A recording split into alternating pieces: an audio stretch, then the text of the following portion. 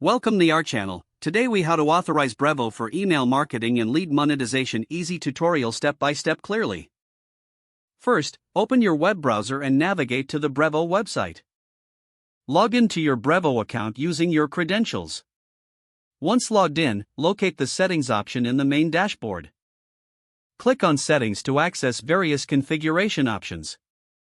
Next, find and select API and integrations from the left-hand menu. Under API and integrations, you'll see the option for API keys.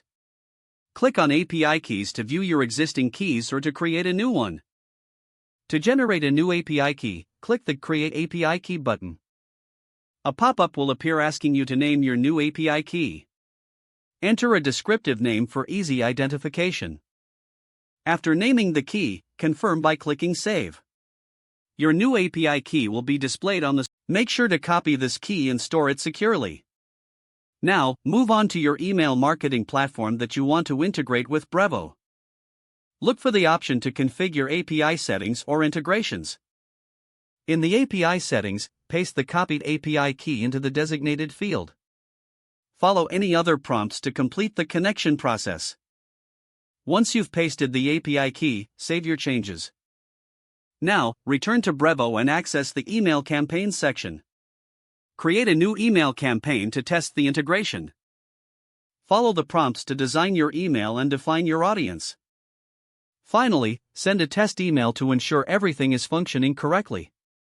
You have successfully authorized Brevo for email marketing and lead monetization. If the page does not load, refresh the browser or try again in a private or incognito window.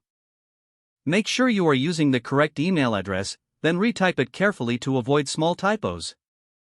If your password is not accepted, use the reset option and create a new strong password you can remember. Check your spam folder for verification or security emails, then complete any requested confirmation steps. Enable two-factor authentication if available to improve account security and reduce unauthorized access risk.